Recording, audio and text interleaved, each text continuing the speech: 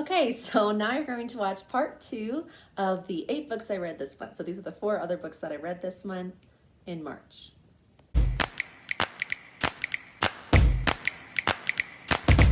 After that, I decided to actually pick up a book to read, although I don't know where my copy is right now. But I've been listening to a lot of audiobooks lately, and so over my spring break, I decided I should actually read a physical book as well. So I ended up reading The Midnight Library by Haig.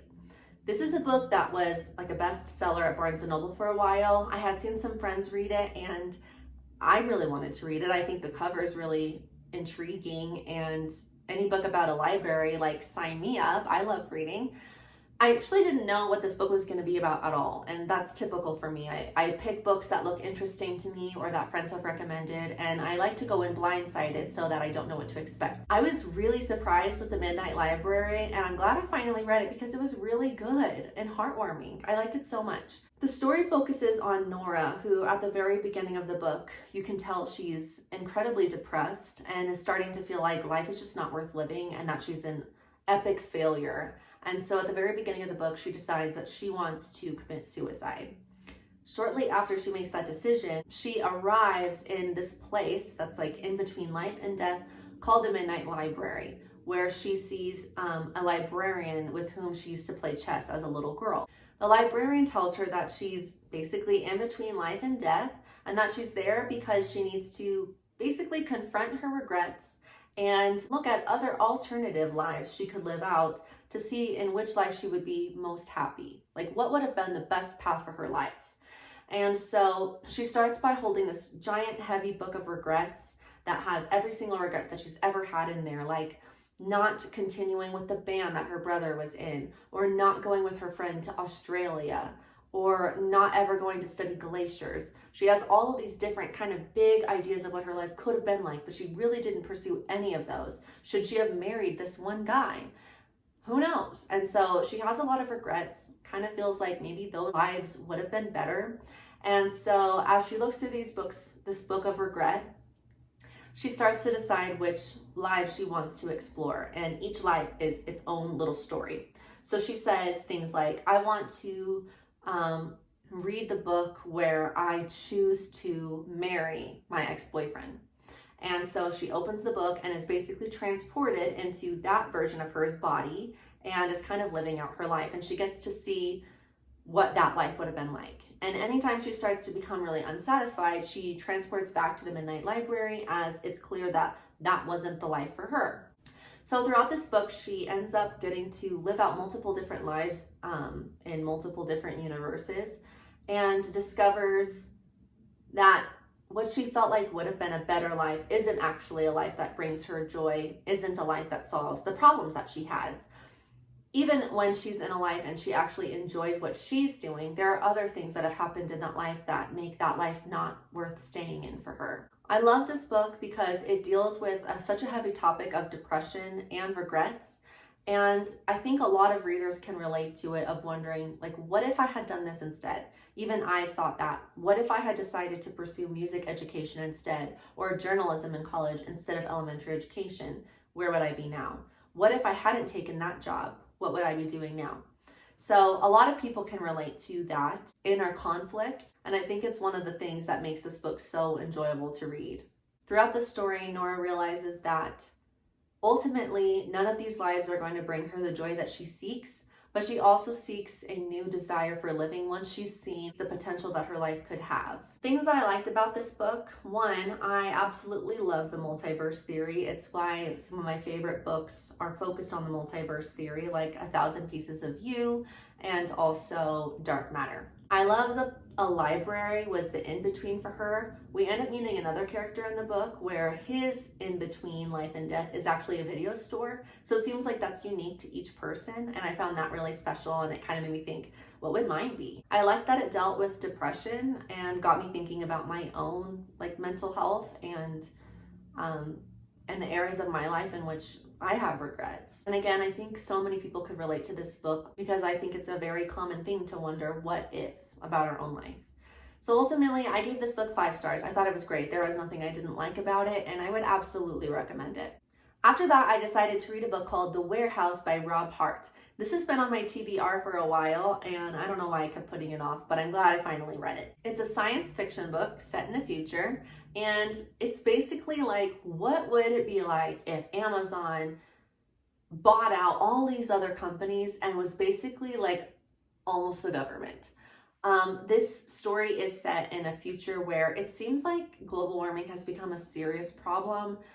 It's obvious that people are looking for renewable energy sources, and apparently it's like way too hot to be outside. It's also really difficult to find a job. And so we meet our main character, Paxton, and also another main character, Zinnia, who are both applying to work at this place called Cloud, which is basically like, it would be like our Amazon. They both get accepted to work at Cloud, and so from that moment on, they get on a bus together, them and everyone else who is hired, and they start driving out to this Cloud facility where they're about to live until they don't want to work at Cloud anymore. They don't know what job they are going to get. They will be assigned a job randomly based on their background experience, their job history, and the way they answered the questions on a little questionnaire they had to fill out. Paxton sees Zinnia, and you can tell he's interested in her. He thinks she's pretty and he wants to talk with her, so he sits next to her. Zinnia, from her perspective, she makes it clear to the readers that she's not interested in talking to this guy. Her only priority is to get to Cloud, accomplish her mission, and then get out of there as soon as she can. So right off the bat, you see that Zinnia is kind of a suspicious character, and we don't really know what's going on with her, like what her goal is to accomplish. Paxton also has a odd relationship with Cloud. He has a lot of resentment because he had started this company where he created a device called the Perfect Egg and was selling it, but ultimately Cloud kind of led to the demise of that company. So both Paxton and Zinnia are now going to work at Cloud, and they get there and realize what their jobs are. So Zinnia, her job is to basically like find things in a warehouse and put them on different levees or different what are those moving pads? Like those things, a treadmill has them when they're at the airport. They like move. One of those things, get them to the different locations. She's doing that all day, just running around this giant, massive warehouse. Paxton ends up becoming what is basically like a police officer. And all the people that work at Cloud, there's so many of them, and there's so many different jobs and buildings and like residential places that it's become its own city. So it really makes sense for them to have their own government. So they're both working for this like really huge company. Once Zinnia realizes that Paxton is going to be essentially a police officer, she allows herself to get a little closer to him in hopes that it will make her job a little bit easier. What we gather quickly throughout the book is that she is trying to figure out how Cloud is producing the amount of power they are, given that they're supposed to be using green and renewable energy, but there's no explanation as to how they would be able to power their entire city of a company with the energy sources that they have currently. So she's been hired by someone she doesn't even know, and that's what she's supposed to explore. She's hoping that Paxton can help her find out some of that information, although he doesn't know she's using him for that. He actually has feelings for her.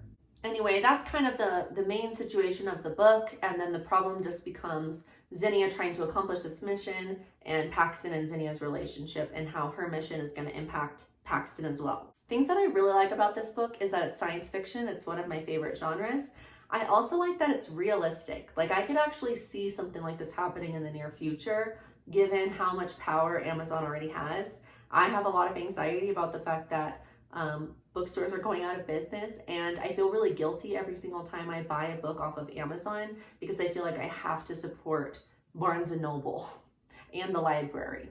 So I could definitely see this happen. I also liked that it was set from multiple perspectives, so you get to hear from Zinnia's point of view and Paxton's point of view, and that's always fun. Overall, I gave this 5 stars and would highly recommend it.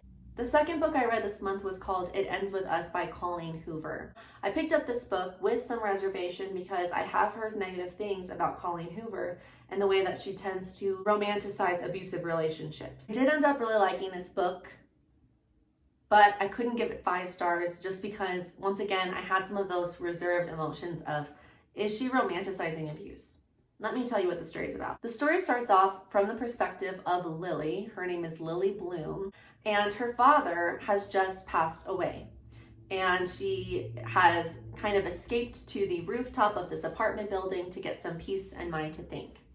When she's up there, she's sitting on the edge of the roof thinking to herself when an angry guy comes up and kicks a chair and is definitely ticked off, and he sees her and is like basically telling her she needs to get down. It's causing him to feel anxious. He's worried she's going to fall off. Quickly we realize that his name is Ryle, and Ryle and Lily sort of hit it off by sharing what they call naked truths with each other and confiding things in each other that strangers don't usually say to one another. There's a little bit of flirting going on, and it becomes clear that Ryle is not interested in a serious relationship. He only wants fling, like a short little fling, not even a fling, he just wants one night with a girl. And Lily wants to find her person, and so it's clear that they are not right for each other, but Lily kind of enjoys just flirting with him a little bit, taking the night as with a grain of salt. We learn that Lily had just come from her father's funeral and didn't give a very good speech at his funeral because he was abusive to her mother and she doesn't have any respect for her father.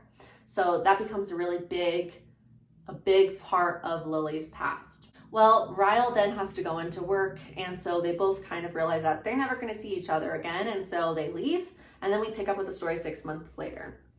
6 months later, Lily has decided that she's going to pursue her lifelong dream of opening a flower shop. And so she has bought a store and is trying to kind of go through some stuff and figure out what she wants to keep and what she needs to throw away so she can start putting together the store for her business. When in comes a girl named Elisa who volunteers to work because she's looking for a job and really just wants to have something to do with her time. She's dressed really well and you can tell she's rich and doesn't need a job. She just wants something to do. So her and Lily kind of bond really quickly and become besties. Shortly after that, we realize that Elisa is, surprise, surprise, Ryle's sister. And so Ryle is once again back in Lily's life, and Ryle just can't stop thinking about her. And she can't stop thinking about him. And so they kind of start pursuing, like they're kind of like flirting, and there's tension, and it's clear that they still don't want the same thing. And so they basically try to stay out of each other's lives until ultimately Ryle just can't help it and he wants to pursue a relationship with Lily. Also throughout the story, Lily continues to return to, I forgot what she calls them. I think they're her like Ellen letters or Ellen journals. But basically it's her diary. She didn't want to have a diary when she was a kid, and so she decided to write letters to Ellen DeGeneres, which I thought was really creative, in her journal, and that would be how she would share what was going on in her life, but under the premise that she was really writing a letter to Ellen, someone she really admired. As she reads through these journal entries, we realize that, again, her dad was abusive to her mother growing up, and that Lily ended up falling in love with this boy named Atlas, who was homeless, living in the abandoned house next door to her. So you also get to see how her relationship with Atlas was unfolding throughout the story of her past, like her journal entries, as well as how her feelings towards her dad had continued to develop towards resentment. In real time, she and Ryle are really hitting it off, and they decide that they're going to pursue having a relationship together.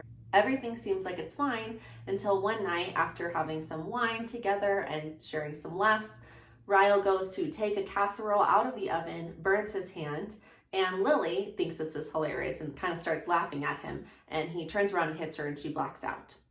When waking up, she realizes that he physically assaulted her, and having had experience seeing her mother be assaulted by her father, is obviously very upset. But ultimately she decides that she's going to forgive him, understand that it was an accident, but it will never happen again, otherwise she's leaving. Of course, it does happen again, and so this book does still focus on an abusive relationship, and we see how Lily struggles with knowing how to love Ryle and whether or not to forgive him, and also kind of battles with feeling disappointed in herself and confused because she judged her mom for staying with her dad for so long growing up, and yet she's finding it difficult to walk away from Ryle, a man that she is in love with. I should also mention that her first love, Atlas, does become present in real time in the book, and that adds in a little bit of a problem. This is me adding some flavoring, a problem as well. Things I liked about this book: I really like Atlas's character. I thought her journal as a kid was really creative. I really like Ellen too, so I thought it was cute that she was writing letters to Ellen as her journal entry. And I can respect this book in the way it portrays this abusive relationship. I think that's understandable, and I think Colleen Hoover did her best to write characters that kind of represent other people in abusive relationships and why women might choose to stay with their abusers. However, I still kind of feel like it romanticized abusive relationships. And also from the very moment I met Ryle, I did not like his character. Like, he is such a tool.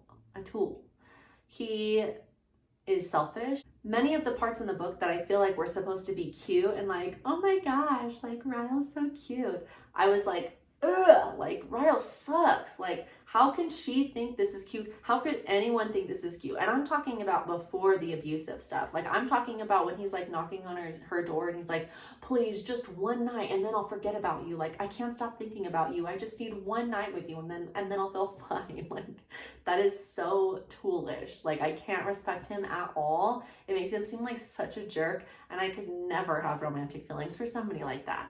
Yeah, I don't know. I just didn't like his character at all. Like, the entire time before Atlas was even brought into the present tense, I was like, please tell me Atlas comes into the picture, because I'm Team Atlas all the way. Like, Ryle sucks. So yeah, I don't know. But I didn't want to stop listening to this book, and I was really into it. So I gave it 4 stars, even though I didn't like Ryle's character, and even though there were some questionable parts. Okay, the last book I read this month was called The Secrets She Keeps. This is a mystery thriller, and it was creepy and made me feel really uncomfortable. The story is set from 2 perspectives, Agatha and Meg. Agatha is a girl who works at a grocery store, and she is pregnant. Meg is a woman who is pregnant with her 3rd child and shops at this grocery store. Agatha has idolized Meg for a while now and has been observing her life, her kids, her marriage. She knows where they live, where the family lives. It's creepy. She is definitely stalkerish towards Meg, and she really idolizes Meg's life, thinks that it's the perfect life. While Agatha has a darker history with sexual abuse and with pregnancy challenges, with family dynamic issues, and marital problems as well. Agatha has a lot to wish for and looks at Meg and thinks, she has every single thing I want. Like, what else could she want? Little does she know, Meg's life isn't as picture perfect as it looks on the outside. She definitely has some marital problems as well, which you will discover throughout the book. One day while shopping at the grocery store, Meg and Agatha both end up having a conversation and sort of bonding. And after Meg's son goes missing for a short period of time, Agatha is the one who found him. And this causes Meg to want to build a friendship with Agatha, who she thinks is a really unique person and enjoys spending time with her and talking with her. Basically, throughout the book, you're trying to figure out what Agatha is up to, because it's clear she's up to something, but you don't know what, because they're both pregnant. So like, what's going on? And I won't say any more because I don't want to spoil it for you. I like that this was a unique idea. I've never read a book like this one. I wanted to keep listening to it. I didn't want to stop listening to it, so that's a good thing. I also think it's a very realistic situation. Like, I could actually see this happening. Things like this have happened before, and so that definitely put me on edge. Things I didn't like about it were how much it put me on edge. It definitely made me feel uncomfortable, and I didn't like Agatha's character. And I know that her character, like, you're not really supposed to love her by any means, but I don't like listening to a book where I just feel kind of like, ugh, with the character, you know? Even in books where the character is a bad character, I still usually enjoy listening to their perspective, and so, like, Agatha just kind of, ugh, I didn't like her character very much. So I decided to give it 4 stars. Whew.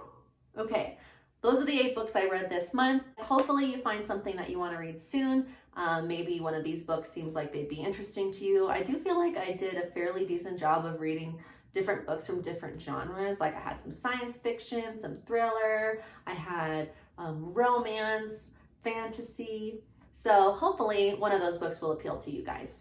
All right, well, thanks so much for watching. I hope you have a great day, and I hope you find a book that you want to read soon. Thanks so much. Bye.